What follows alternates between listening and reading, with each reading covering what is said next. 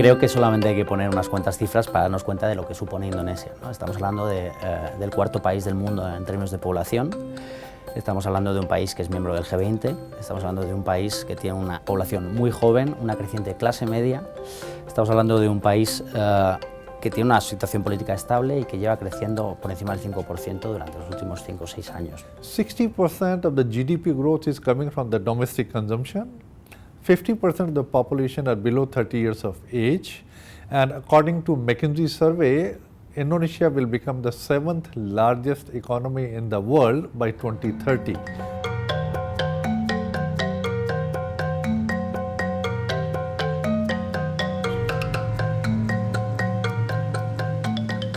Desde el punto de vista de sus disponibilidades de recursos naturales, Indonesia es una potencia mundial en muchos de ellos. En aceite de palma, Indonesia es el primer productor y exportador mundial. En minerales se sitúa a la cabeza, en bauxita es el cuarto exportador mundial, en níquel el segundo productor mundial. Tiene importantes reservas de carbón que ha exportado mayoritariamente a China en su mayoría. Tiene importantes reservas de níquel, de cobre, de estaño.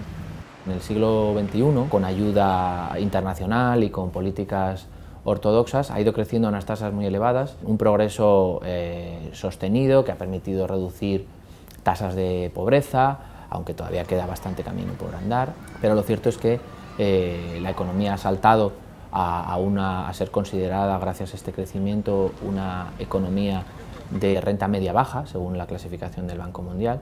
Su renta per cápita ha llegado en 2015 a $3.377.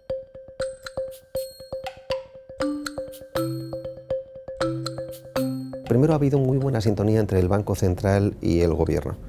Ellos han tratado de minimizar el impacto de la crisis de las materias primas, del freno al desarrollo económico en el resto del mundo, y han estado de alguna manera fomentando tanto una diversificación de mercados, diversificación de productos, un control de la inflación, una estabilización de la rupia. Han tratado de evitar por todos los medios que hubiese grandes disparidades del tipo de cambio. Mantienen unos ratios de endeudamiento más que aceptables. Yo te diría que ha sido una política muy prudente y muy acompasada con los tiempos.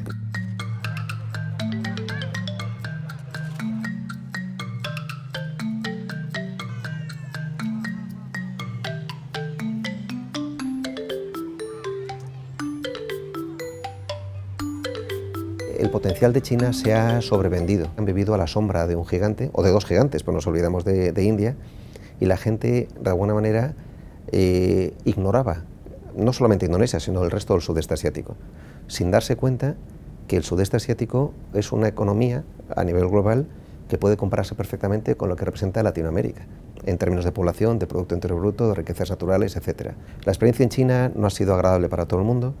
Yo creo que la gente ahora viaja más, conoce mejor de lo que estamos hablando, y es ahora cuando están empezando a volcar la vista al sudeste asiático y en concreto a Indonesia, que representa por sí sola prácticamente un 40% del tamaño de la economía de ASEAN. Ahora mismo los costes productivos son más atractivos que, por ejemplo, en China. En China hemos observado que los costes se están elevando muchísimo y ahora mismo ya no es tan barato como antes, ¿no? Producido en China. Entonces sí que hemos observado una cierta deslocalización de empresas que producían antes en China y que ahora vienen pues a Indonesia, Vietnam, Filipinas.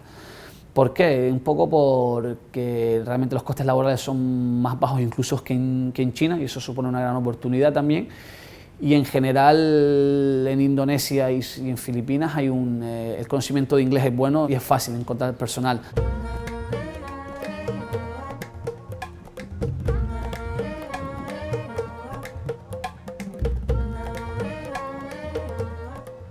Indonesia presenta algunas debilidades como son la derivada de su excesiva dependencia de las materias primas, conjuntamente con otra que podríamos considerar otra debilidad de Indonesia, que es una industria manufacturera todavía no muy desarrollada.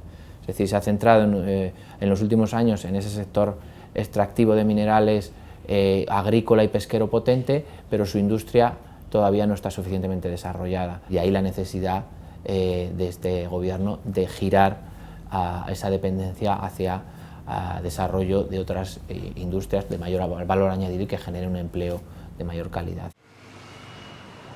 El mayor riesgo que puede tener a medio plazo la economía indonesia es el estancamiento. Yo creo que la demanda interna, el crecimiento de la población, garantiza un cierto nivel de crecimiento constante en los próximos años.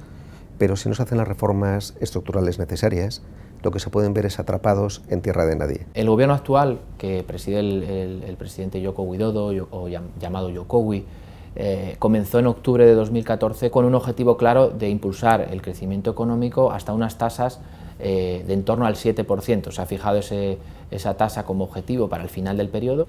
Viene aplicando lo que llama paquetes desreguladores, ya va por el 12º desde septiembre de 2015 hasta mayo de 2016.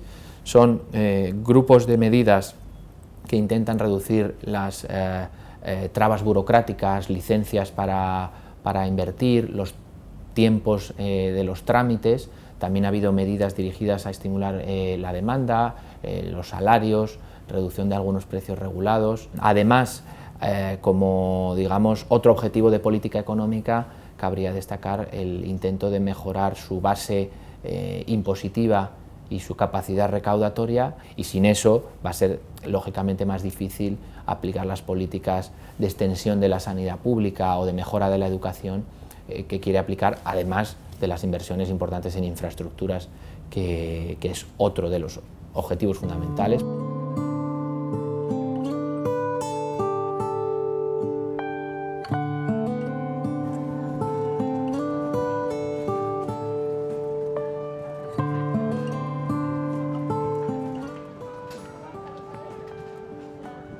Transportar cargamento entre islas en Indonesia es más caro que traerte un contenedor desde Europa, para que te hagas una idea. Las carreteras no son capaces de absorber el crecimiento del tráfico.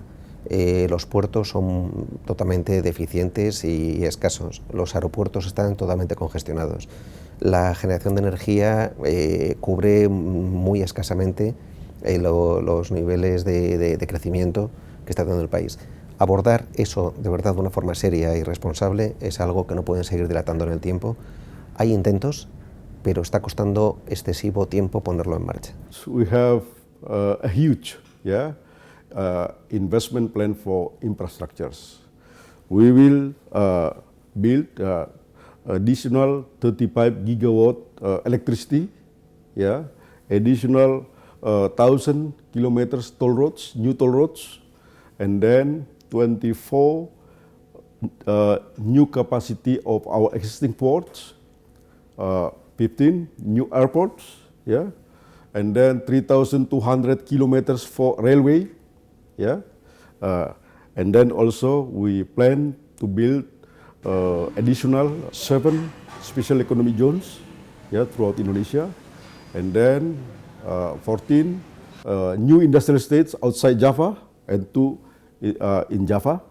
Our government have the capacity to finance just only 50% of the investment required for all these infrastructures. So there is a huge opportunity for investors to invest in our infrastructure development.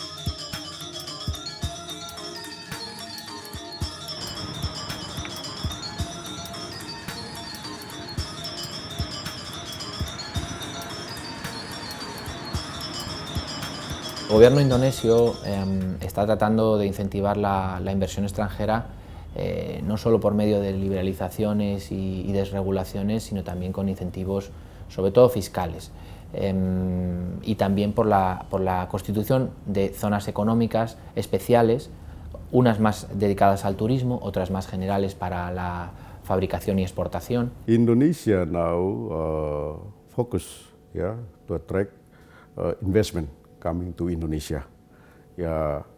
We targeted for the next 5 years, we will have 3,518.6 trillion rupiah,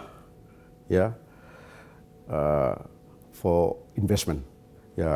this target for investment is double than in comparison to the last 5 years.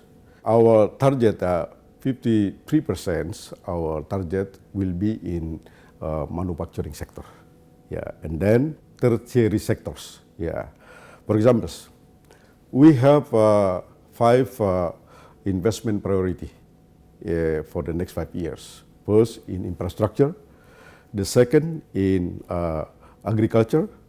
The third, in manufacturing, especially for substitution industry, export-oriented industry, and then also for value-added industry for minerals and agriculture, and then maritime industry, and the last is in tourism sector.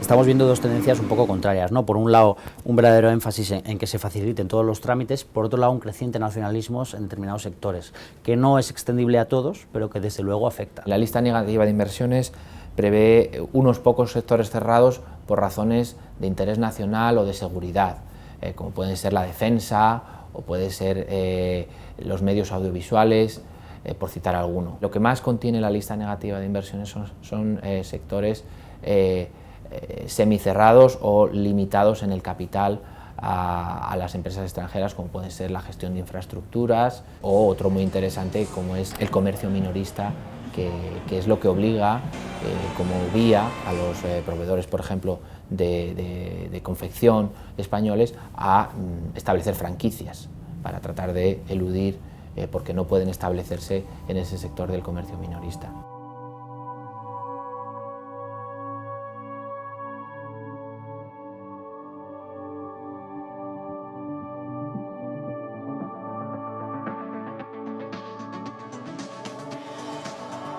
We work with Inditex, that is the #1 brand.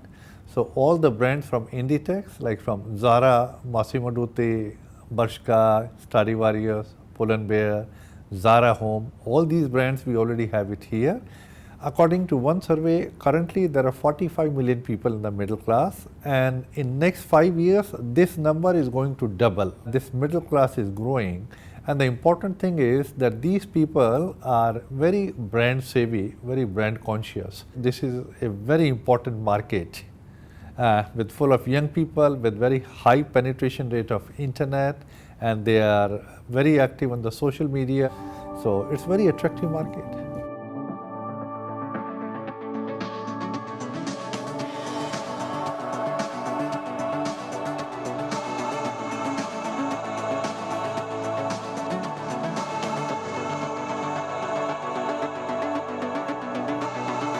Desde el punto de vista comercial, Indonesia hasta recientemente no ha sido un país muy abierto al comercio internacional, tenía un mercado amplio, sus empresas podían disponer de ese mercado. No obstante, poco a poco tiene que ir abriéndose como consecuencia, por ejemplo, de la implementación ya total desde este año 2016 de la Comunidad Económica de la ASEAN. También se está negociando acuerdos de libre comercio con algunos países como Australia y Nueva Zelanda, con China, con Japón, y con la Unión Europea podría comenzar en breve las negociaciones para un acuerdo amplio de asociación económica.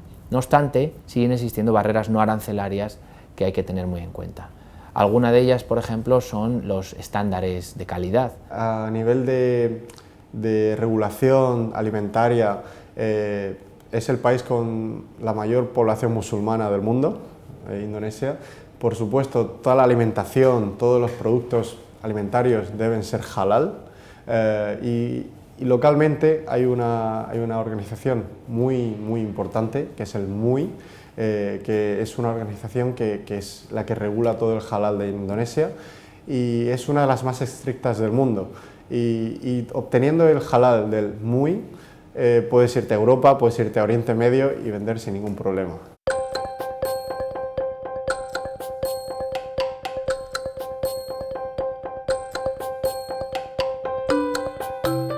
La presencia de empresas españolas es cada vez mayor.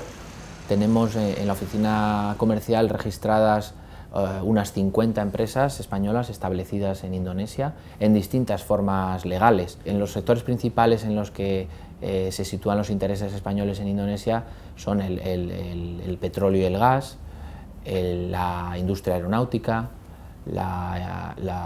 los seguros, los materiales de construcción, la industria química y farmacéutica, y ya quizás en menor medida y con oficinas de representación, pues la banca, los materiales para la construcción también, o los productos siderúrgicos, y en el caso de las franquicias, sin duda el sector de la moda y en menor medida el calzado es donde más se sitúan nuestras habituales marcas. Aquí la empresa española tiene una imagen inicial tremendamente atractiva para el empresariado de Indonesia. ¿Por qué? ¿Por qué estando tan distantes y por qué habiendo tan poca presencia española? Pues básicamente nos remitimos a los proyectos que se llevaron aquí a cabo en los años 80. Se hicieron aquí, acometieron proyectos de refinerías, de plantas cementeras, se hizo literalmente una ciudad de la nada para una empresa minera en Papúa. Se estableció en aquellos años la colaboración entre el entonces CASA y la empresa pública Nurtanio, hoy llamada Dirgantara. En fin, de alguna manera, todos esos proyectos industriales crean una imagen de España como socio de referencia para Indonesia óptimo. Creo que tenemos la ventaja de haber tenido una buenísima experiencia en los últimos 40 años, y puedo hablar expresamente por Centunión, pero también por empresas como CASA, la antigua CASA, ahora Airbus.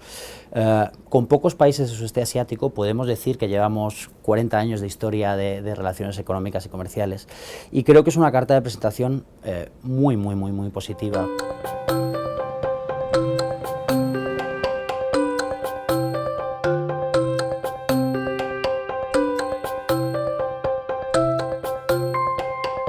La empresa española tiene que venir y apostar por calidad a buen precio, que es un poco lo que vemos donde España es competitiva. Indonesia es un país que está todo por hacer, hay muchísimas oportunidades, pero hay que tener mucha paciencia y buscar al partner adecuado. Una de las recomendaciones que daría sería empezar por el idioma, aprender la cultura. Eso te abre puertas, te ayuda muchísimo, el cliente también lo aprecia. Otra recomendación sería, antes de empezar cualquier actividad económica en Indonesia, prepararse bien, porque todas las formalidades administrativas requieren un tiempo, tanto en licencias como permiso de residencia. Es cuestión de prepararse con tiempo. My suggestion for Spanish companies, try to understand how to do business in Indonesian way. Be patient, yeah. Sometimes not what we expected as Western people, yeah. You too can success to make business in Indonesia if you try to understand how to do business in Indonesian way.